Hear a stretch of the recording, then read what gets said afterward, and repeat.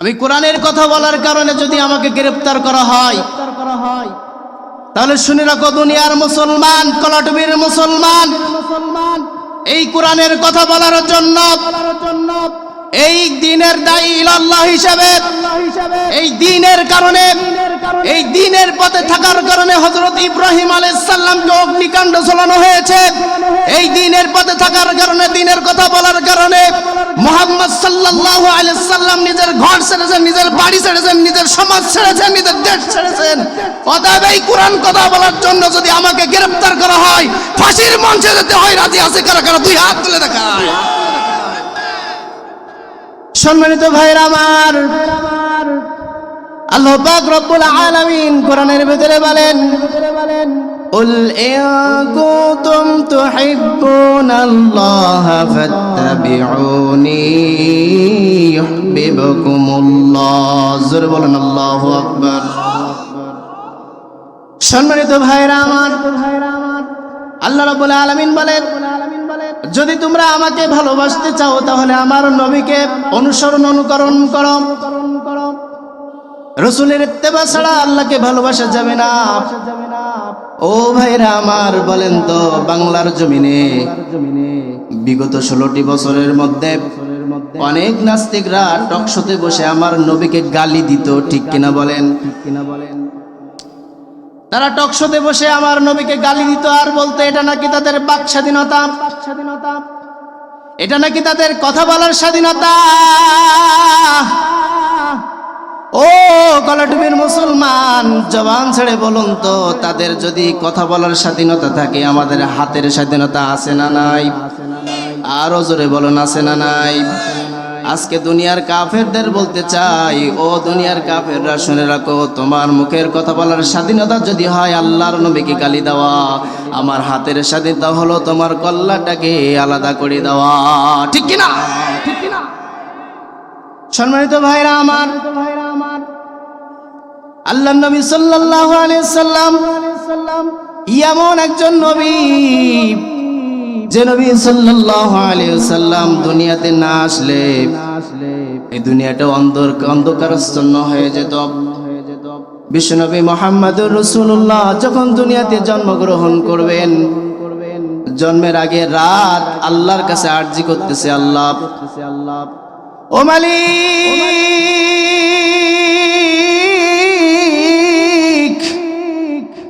আপনার হাবিবকে আপনি রাতে পাঠান। আল্লাহ রাব্বুল আলামিন তখনও কিছু বললেন না, দিন বললেন, আল্লাহ আপনার হাবিব সাল্লাল্লাহু আলাইহি সাল্লামকে আপনি দিনের মধ্যে পাঠান। কলাটুবির মুসলমান গো, দিলের কান লাগা শুনবেন, এখানে আমি নিজের বানোয়াট কোনো কথা বলার জন্য আসি নাই। ও ভাইরা আমার, যখন দিনে কথা বললো, আল্লাহ রাব্বুল আলামিন বললেন আমার নবীকে আমি দিনেও পাঠাবো না, রাতেও পাঠাবো না। আল্লাহ নবী সাল্লাল্লাহু আলাইহি ওয়াসাল্লাম সুবহে সাদিকের সময় আল্লাহ রাব্বুল আলামিন তাকে দুনিয়াতে পদার্পণ করাইছে, বলেন সুবহানাল্লাহ। সম্মানিত ভাইরা আমার, আল্লাহ নবী সাল্লাল্লাহু আলাইহি ওয়াসাল্লাম যখন দুনিয়াতে জন্মগ্রহণ করেন, স্বাভাবিকভাবে আমাদের মায়েরা যখন প্রসব করে সন্তান, তখন বড় কষ্ট হয়। ভাইরা আমার, মা আমিনা বলে, শিশু মুহাম্মদকে যখন আমি প্রসব করলাম, আমার একটু কষ্ট হয় নাই, একটু বিশ্রামের প্রয়োজন হয় নাই, বলেন সুবহানাল্লাহ। সম্মানিত ভাইরা আমার, স্বাভাবিকভাবে আমাদের সন্তান জন্ম নেয়। জন্মের 8 বছরের মাথায় যখন বয়স হয়, 9 বছর বয়স হয়, আমাদের সন্তানদের আমরা সুন্নাতে খতনা করি, কথা বলেন ঠিক কিনা? মুসলমানি করি। কিন্তু আল্লাহর নবী সাল্লাল্লাহু আলাইহি সাল্লাম সুন্নাতে খতনা অবস্থায় দুনিয়াতে পদার্পণ করেছে। সম্মানিত ভাইরা আমার, এই জন্য কবি বলেছেন, ত্রিভুবনের প্রিয় মুহাম্মদ এলো রে দুনিয়ায়, রে সাগর আকাশ বাতাস দেখ বিজদিয়ায়। বলেন না, ত্রিভুবনের প্রিয় মোহাম্মদ এলো রে দুনিয়ায় রে সাগর আকাশ বাতাস দেখ বিজদিয়ায়। ঠিক কিনা বলেন? ঠিক কিনা বলেন? আমার নবীর থেকে সুন্দর আর কেউ হতে পারে না। হযরতে আয়েশা রাদিয়াল্লাহু তাআলা আনহা বলেন, বিশ্বনবী মুহাম্মদুর রাসূলুল্লাহ আল্লাহ রাব্বুল আলামিন তাকে এত সুন্দর করে বানিয়েছেন। ভাইরা আমার, প্যারা নবী। মা আয়েশা বলে, তোমরা তো রাতের বেলায় আকাশের চাঁদ দেখে মুগ্ধ হও, কিন্তু রাতের বেলায় আমার ঘরের ভিতরে এমন একটা চাঁদ উদিত হয়, আসমানের চাঁদের থেকেও আমার প্যারা নবী মুহাম্মদ সাল্লাল্লাহু আলাইহি ওয়াসাল্লাম অনেক সুন্দর। এজন্য কবি বলেন, মনে বড় আশা ছিল যাব মদিনায়। বলেন না, মনে বড় আশা ছিল যাব মদিনায়। মক্কাওয়ালা মদিনাওয়ালা আমায় তুমি দেখা দাও। মক্কাওয়ালা মদিনাওয়ালা আমায় তুমি দেখা দাও। মনে বড় আশা ছিল। সম্মানিত ভাইরা আমার নবীর নুরানি চেহারা দেখে একজন সাহাবী, একজন কাফের সাহাবীতে পরিণত হয়েছে, মুসলমান হয়েছে। এই ঘটনা শুনতে রাজি আছেন না নাই? কারা কারা রাজি আছেন দুইটা হাত আল্লাহকে দেখা দেই। নারায়ে তাকবীর। সম্মানিত ভাইরা আমার, গভীর মনোযোগ। হযরতে মুসাইব ইবনে উমাইর আরবের মধ্যে সবথেকে ধনী পরিবারের সন্তান। হযরতে মুসাইব ইবনে উমাইর রাদিয়াল্লাহু তাআলা আনহু কিভাবে ইসলাম গ্রহণ করেন একটু মনোযোগ দিয়ে শুনবেন। হয়তো এই ঘটনা আপনাকে আজ এইখান থেকে তওবা করে আইয়া প্রিয় নবী মুহাম্মদুর রাসূলুল্লাহ সাল্লাল্লাহু আলাইহি সাল্লামের আশিক বানাইতে বলেন আমিন। সম্মানিত ভাইরা আমার, হযরতে মুসাইব ইবনে উমাইর রাদিয়াল্লাহু তাআলা আনহু আরবের মধ্যে তার পিতার মতো ধনী আর কেউ ছিল না। তিনি যখন রাস্তা দিয়ে হাঁটতেন, হযরতে মুসাইব ইবনে উমাইরের গায়ে এমন পোশাক থাকতো, আরবের সব থেকে দামি পোশাক। একবার যে পোশাক ব্যবহার করত, ওই পোশাক আর ব্যবহার করত না। এমন আতর ব্যবহার করত, মাইলকে মাইল থেকে তার ঘ্রাণ পাওয়া যেত। আরবের সব থেকে দ্রুতগামী ঘোড়া, সব থেকে দামি উট ব্যবহার করত। ভাইরা আমার, মনোযোগ দিবেন। হযরতে মুসাইব ইবনে উমাইর রাদিয়াল্লাহু তাআলা আনহু এমন ধনী ছিলেন, ডানে গার্ড থাকতো, বামে গার্ড থাকতো, সামনে গার্ড থাকতো, সব সময় গার্ড নিয়ে ঘোরাফেরা করত। একদিন তিনি বাজারের মধ্যে গেলেন। বাজারে যাওয়ার পরে সব মানুষগুলো তার দিকে তাকায় আছে। আহারে, কত সুন্দর পোশাক, কত সুদর্শন পুরুষ। ডানে গার্ড, বামে গার্ড, সামনে গার্ড, পিছনে গার্ড। এমন পুরুষ তো আমাদের দেখা হয় না। কিন্তু মুসাইব ইবনে উমাইর লক্ষ্য করলেন একজন ব্যক্তি তার দিকে তাকায় না। ও ভাইরা আমার সামনে যতগুলো শ্রোতা আছেন, আমার ওয়াজ শুনতেছেন, কেউ যদি একটু অমনোযোগী হন, খোদার কসম আমি বুঝতে পারি। ঠিক তেমনি ভাই মুসাইব ইবনে উমাইর যখন বাজারের মধ্যে গেলেন, হযরতে মুসাইব ইবনে উমাইরের দিকে সবাই আগ করে তাকায় আছে, কিন্তু একজন ব্যক্তি তাকায় না। তিনি একটু অবাক হয়ে গেলেন, কে এই ব্যক্তি যে আমার দিকে তাকায় না? এই আরবের মধ্যে সব থেকে দামি পোশাক আমি পরি, এই আরবের মধ্যে সব থেকে দামি উট আমি ব্যবহার করি, এই আরবের মধ্যে সব থেকে ধনাঢ্য পরিবারের সন্তান আমি, সবাই আমার দিকে তাকায় আছে, কিন্তু এই ব্যক্তিকে যে তাকায় না। তাকায় দেখে দোকানের মধ্যে কিছু ফল ক্রয় করতেছে আর মিসকি মিসকি হাসতেছে। মুসাইব ইবনে উমাইর রাদিয়াল্লাহু তাআলা আনহু লক্ষ্য করলেন, এত সুন্দর চেহারা তো আমি আগে কখনো দেখি নাই। জোরে বলুন না সুবহানাল্লাহ। সম্মানিত ভাইরা আমার, গভীর মনোযোগ।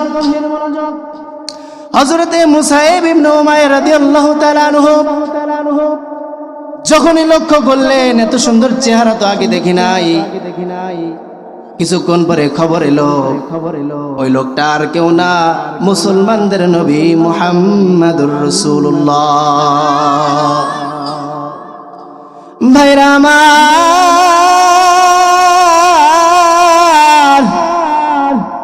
দিলের কান লাগায়া শুনবেন আমার ভাই।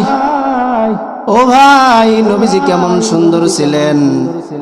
মুসাইব ইবনে উমাইর বাড়িতে যাওয়ার পরে মুসাইবের আর কিছু ভালো লাগে না, খাইতে ভালো লাগে না, ঘুমাইতে ভালো লাগে না, পড়তে ভালো লাগে না, শুইতে ভালো লাগে না, দামি পোশাক ভালো লাগে না, দামি গাড়ি আর ভালো লাগে না, রাজকীয় বিছানা আর ভালো লাগে না, ঘুমই আসে না। মাকে বলে, মা গো, আমি একজনের প্রেমে পড়ে গিয়েছি মা। মা ডাক দিয়া গায়, ও মুসাইব ইবনে উমাইর, কার প্রেমে পড়েছো বলো, বলো কোনো মেয়ের প্রেমে পড়ছো নাকি? মুসাইব বলে, না গো মা, কোনো মেয়ের প্রেমে পড়ি নাই, একজন পুরুষের প্রেমে পড়ে গিয়েছি, মুসলমানদের নবী মুহাম্মাদের প্রেমে পড়ে গিয়েছি। ভাইরা আমার, এই জন্য শিল্পী তার কবিতার ভেতরে তার গজলের মধ্যে লিখেছেন, নবীর রওজা শরীফ দেখে মন ভরে না।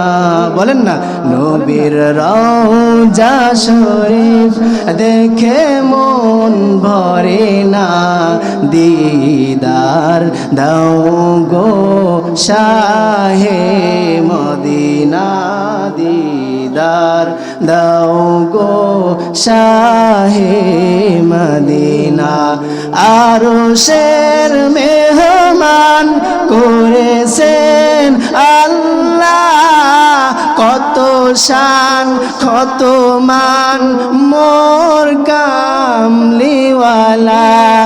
আরশের মেহমান করেছেন আল্লাহ, কত শান কত মান মোর কামলিওয়ালা। ওগো মদিনাওয়ালা করো করুণা, ওগো মদিনাওয়ালা করো করুণা, দিদার দাও গো শাহে মদিনা। আমরা মদিনায় যেতে চাই কি চাই না? আরো জোরে বলুন, চাই কি চাই না? সম্মানিত ভাইরা আমার, নবীর প্রেমে পাগল হয়েছিল হানজালা। দুনিয়াতে যত রাত আছে সব থেকে সুকুমায় রাতের ভেতরে একটা রাত হলো বাসর রাত। কথা বলেন ঠিক কিনা? বাসর রাত্রে হানজালা রাদিয়াল্লাহু তাআলা আনহুর কানে খবর চলে আসছে, বিশ্বনবী মুহাম্মদুর রাসূলুল্লাহ সাল্লাল্লাহু আলাইহি ওয়াসাল্লাম দুনিয়া থেকে বিদায় নিয়ে চলে গেছে। গুজব রটানো হয়েছে। যখনই হানজালার কানে এমন খবর চলে আসলো, ভাইরা আমার, হযরতে হানজালা রাদিয়াল্লাহু তাআলা আনহু আরামের বিছানা ছাড়িয়া, নতুন স্ত্রীকে ছাড়িয়া, গোসল ফরজ অবস্থায় খোলা তরবারে নিয়ে বের হয়ে গেছে। বলেন সুবহানাল্লাহ। সম্মানিত ভাইরা আমার, আমরা সেই হানজালার উত্তরসূরি। কথা বলেন ঠিক কিনা? যারা নারী লোভী হয় না। আরে মুসলমান কখনো নারী লোভী হতে পারে না, কারণ মুসলমান এমন জাতি যে জাতি বাসর রাত্রে নিজের স্ত্রীকে রেখে যুদ্ধের ময়দানে চলে যায়। কথা বলেন ঠিক কিনা? কারণ কি, তাদের সৈনিকরা ময়দানে আসে টাকার জন্য, ক্ষমতার জন্য। তাদের সৈনিকরা ময়দানে আসে বাড়ির জন্য, গাড়ির জন্য, আর মুসলমান ময়দানে যায় মরার জন্য। কারণ আল্লাহ পাক রব্বুল আলামিন শহীদের রক্ত জমিনে পড়ার আগে আল্লাহ সমস্ত গুনাহ মাফ করে দেয়। ভাইরা আমার, কি ভালো লাগে? ভালো লাগে? সম্মানিত ভাইরা আমার, হানজালা রাদিয়াল্লাহু তাআলা আনহু যখন যুদ্ধের ময়দানে বের হলেন, ভাইরা আমার, স্ত্রী ডাক দিয়া কয়, ওগো স্বামী, তোমাকে তো এখনো ভালো করে আমি দেখতে পাই নাই, তোমার চেহারাটা ভালো করে দেখতে পাই নাই গো স্বামী,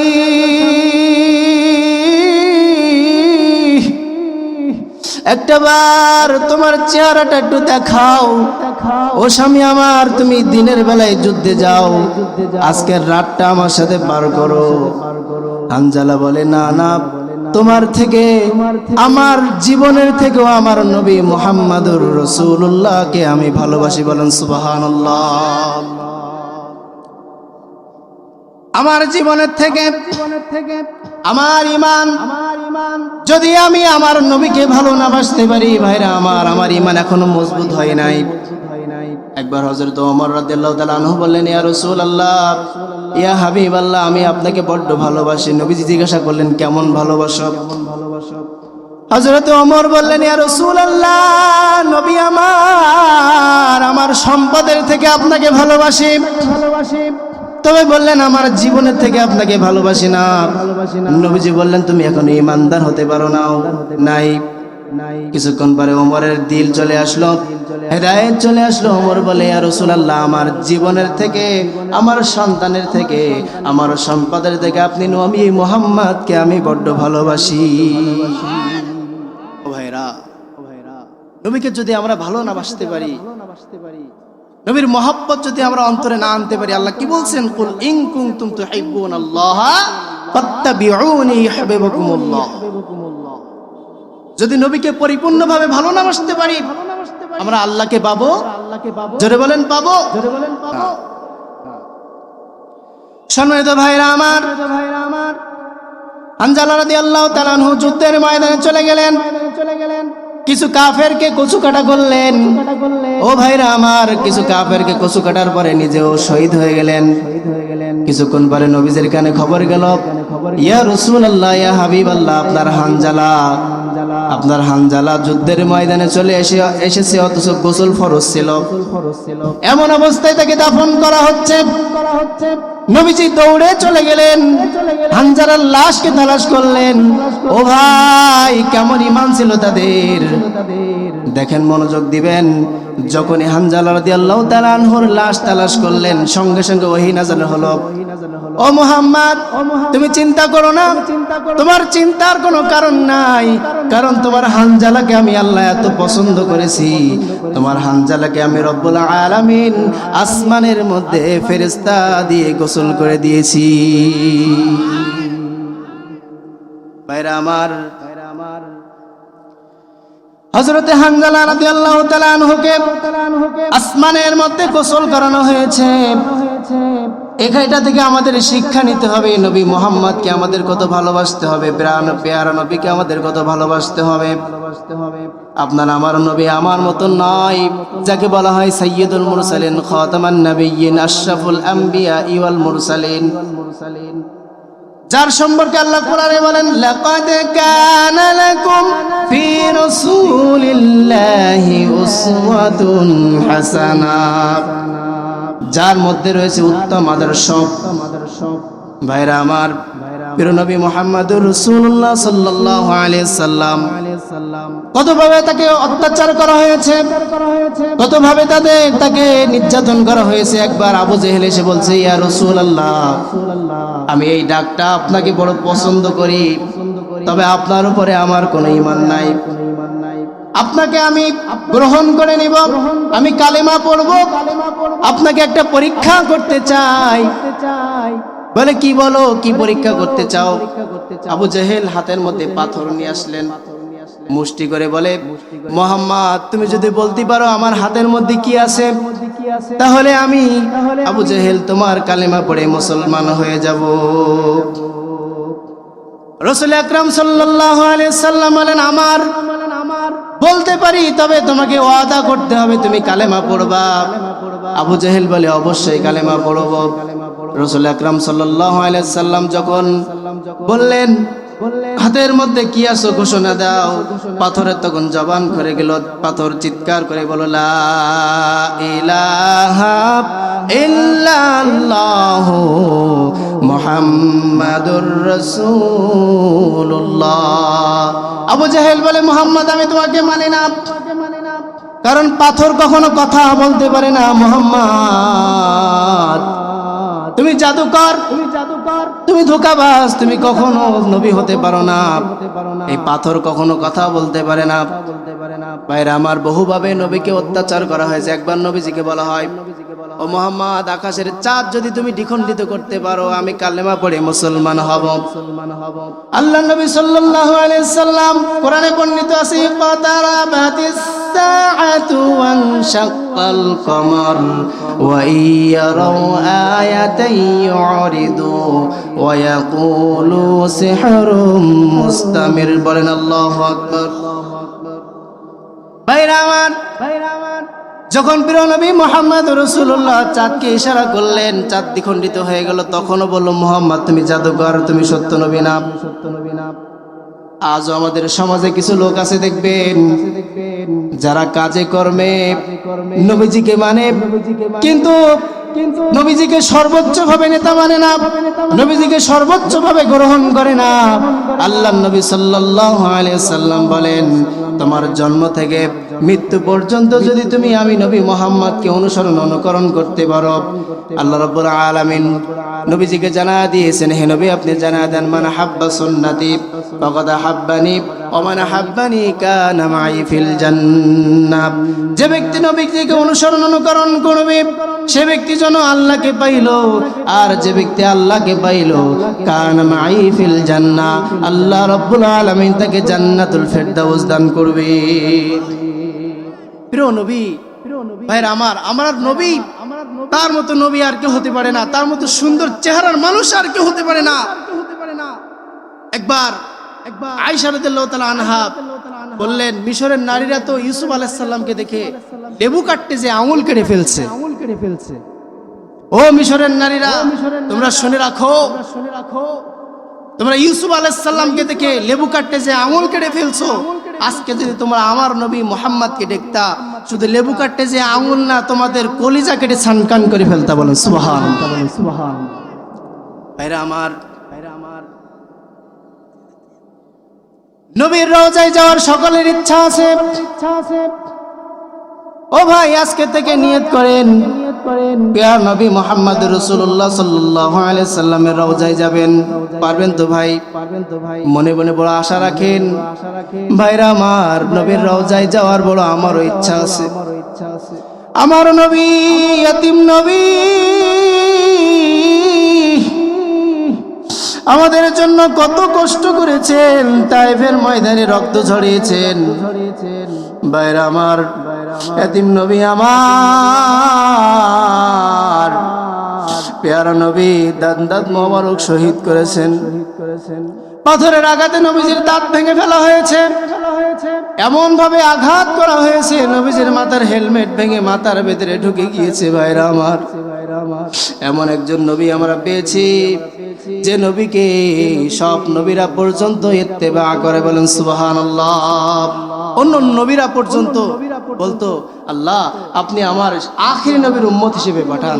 ও ভাইরা, আমরা কি একবারও আল্লাহর কাছে আরজি করেছি? কথা বলেন, করেছি? আল্লাহ পাক আমাদেরকে বাছাই করে করে আখিরি নবীর উম্মত হিসেবে পাঠিয়েছেন। এই জন্য চিৎকার করে বলেন আল্লাহুম্মা আমিন। ভাইরা আমার, একটু মনোযোগ দিয়ে শুনবেন। আমরা শুধু একটা নিয়ামত পেয়েছি তা না, আল্লাহ পাক রব্বুল আলামিন আমাদের আরো একটি নিয়ামত দান করেছেন। বলেন তো এই নিয়ামতের নাম কি? জোরে বলেন কি? এই কোরআন কেমন কিতাব? আপনি কোরআনের পৃষ্ঠাগুলো উল্টান, কোরআনের সূরা সূরা বাকারা ধরেন। বাকারার শুরুতে লেখা আছে আলিফ লাম মিম যালিকাল কিতাবু লা রাইবা ফি। জোরে বলুন আল্লাহু আকবার। এই কোরআন এমন একটা কিতাব যার প্রথমে লেখা আছে এই কোরআনের ভেতরে কোনো ভুল নাই, কোনো ভুলের অংশ নাই, কোনো সন্দেহ নাই, কোনো সন্দেহের অবকাশ নাই। এখন দুনিয়াতে আমরা যত কিতাব আছে, এই কিতাবগুলো যদি আমরা ধরি, কিতাব খুলে দেখি, কখনো বলা থাকবে না যে এই কিতাবের কোনো ভুল নাই, কিন্তু কিতাবের মধ্যে এটা লেখা থাকে, যদি কোনো ভুল পান মোবাইল নাম্বার দেওয়া থাকে, এই নাম্বারে যোগাযোগ করুন। মনোযোগ দেন ভাই আমার, কেমন কিতাব আমরা পেয়েছি। এই কোরআনের সাথে একটা গিলাপ আছে, এই গিলাপ যদি আমরা লাগাই 10 টাকা 20 টাকা এরকম নিম্ন দামের কাপড় দিয়ে লাগাই, ভাইরা আমার, দামি কাপড়, দামি পাঞ্জাবি আমি পরেছি বা দামি কাপড়ের জিনিস আমি পরেছি। এখানে যারা আছেন অনেক দামি পোশাক পরেছেন, আজও পর্যন্ত আপনার পোশাক যদি পায়ে লাগে সালাম করেছেন কিনা? কথা বলেন, করি নাই। কিন্তু কোরআনের সাথে একটা নিম্নগামী কাপড় লেগে থাকার কারণে এই গিলাপ যদি আমাদের পায়ে লাগে, সঙ্গে সঙ্গে আমরা গিলাপটা বুকে জড়াই নিই। কথা বলেন ঠিক কিনা?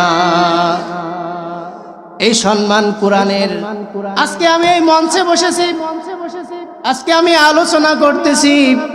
ও ভাইরা আমার, আমি যদি এখানে ইংরেজি বলতাম আপনারা কেউ শুনতেন না। আজকে আমার এই সম্মান দিয়েছেন শুধুমাত্র কিসের জন্য? জোরে বলুন না, কিসের জন্য?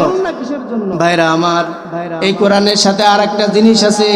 আমাদের বাড়িতে দামি দামি পালঙ্ক আমরা ব্যবহার করি, দামি খাট ব্যবহার করি। আজও পর্যন্ত কোনোদিন এই খাট আমার পায়ে লাগলে আমি সালাম করি নাই। কথা বলেন ঠিক কিনা? জোরে বলেন। কিন্তু আজকে যদি আমার রেল কার্ডটা আমার পায়ে লেগে যায়, ও ভাইরা আমার, আমার এই রেল কার্ডকে আমরা সালাম করি কি করি না? এই সম্মান কিসের? এই কোরআনের সাথে যেই লেগে থাকে আল্লাহ সম্মান বাড়িয়ে দেয়। বলেন সুবহানাল্লাহ। ভাইরা আমার, এই কোরআনের ভুল ধরার জন্য একজন ডক্টর এসেছিল, ডক্টর মরিস বুখাইলি। ছোট্ট একটা ঘটনা, মনোযোগ দিবেন।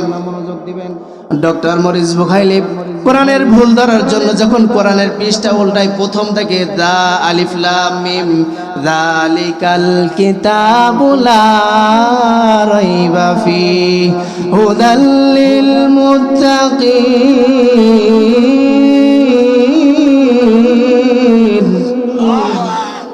যখন তিনি খুললেন, খোলার পরে দেখে কোরআনের প্রথম আয়াতের মধ্যে লেখা আছে এই কিতাবের মধ্যে কোনো ভুল নাই, কোনো সন্দেহ নাই, কোনো সন্দেহের অবকাশ নাই। তিনি একটু অ্যামেজিং হলেন, চিন্তা করতে লাগলেন, কি ব্যাপার, এই কিতাবের শুরুতে দেখি লেখা আছে কোনো ভুল নাই, আজকে আমি ভুল বের করে তারপরে ছাড়বো। ডক্টর মরিস বুখাইলি ভুল বের করার জন্য কোরআন ধরলেন। ও গলাটুমের মুসলমান, মনোযোগ দিয়ে শুনবেন আমার ভাই। ডক্টর মরিস বুখাইলি যখন কোরআন ভুল ধরার জন্য কোরআনটা হাতে নিল, দেখে কোরআনের প্রত্যেকটা আয়াতের সাথে প্রত্যেকটা আয়াতের মিল আছে। আছে না নাই বলেন? যেমন আপনি পড়েন, আর রহমানু আল্লামাল কুরআন খালাকাল ইনসান আল্লামাহুল বায়ান আশ-শামসু ওয়াল কমারু বিহুসবান। প্রত্যেকটা আয়াতের সাথে মিল আছে না নাই? জোরে বলেন। সূরা ফাতিহা পড়েন, আলহামদুলিল্লাহি রাব্বিল আলামিন আর রহমানির রহিম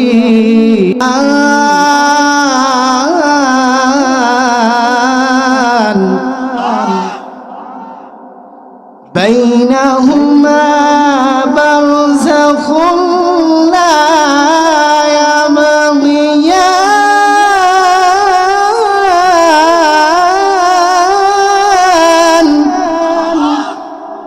ডক্টর মরিস বুখাইলি যখন দেখলো এখানে লেখা আছে মারাজাল বাহরাইনি ইয়ালতাকিয়ান বাইনাহুমা বারযাখুন লা ইয়াবগিয়ান, দুই সাগরের পানি একত্রিত হয় না, একটা পানির সাথে আর একটা পানির গুণগত মান এক হয় না, পিএস এক হয় না। ডক্টর মরিস বুখাইলি দেখলো এই বিজ্ঞান তো এখন আবিষ্কার করেছে এক সাগরের পানির সাথে আর এক সাগরের পানি মিলে না, কিন্তু 1400 বছর আগে এই কোরআনের মধ্যে কোনো মানব এটা ঢুকাইতে পারে না। নিশ্চয় এটা মানব রচিত কিতাব না, এটা হলো আমার রবের কিতাব। আর দেরি করলেন না, ডক্টর মরিস বুখাইলি পড়ে নিলেন লা ইলাহা ও মুহাম্মাদুর রাসূলুল্লাহ সাল্লাল্লাহু আলাইহি ওয়াসাল্লাম। ভাইরা আমার, কোরআনের কত মুজিজা, কোরআনের সাথে লেগে থাকার কারণে আপনারা আমাকে এই চেহারে বসাইছেন, ঠিক কিনা বলেন? আজকে এই কোরআনের কথা বলার জন্য, এই কোরআনের সঠিক কথা বলার জন্য, এই কোরআনের দাওয়াত দেওয়ার জন্য আল্লামা দেলাওয়ার হোসেন সাইদি সাহেবকে 12টি বছর কারাবন্দী করেছিল। কথা বলেন ঠিক কিনা? এই কোরআনের দাওয়াত দেওয়ার কারণে, কোরআনের কথা বলার কারণে, এই কোরআনের পথে চলার কারণে এই দিন কায়েমের জন্য খালিদ বিন ওয়ালিদ শহীদ হয়েছেন, এই দিন কায়েমের জন্য ওমর ইবনে খাত্তাব শহীদ হয়েছেন, এই দিন কায়েমের জন্য আবু বকর রাদিয়াল্লাহু তাআলা আনহুকে বিষ খাওয়ানো হয়েছে। অতএব দিন কায়েমের জন্য আপনাকে আমাকে যদি ডাক আসে, বুকের তাজা রক্ত জমিনে ফিরে দিয়ে কে কে দিন কায়েমের জন্য রাজি আছেন, দুই হাত আল্লাহকে দেখায় দেন।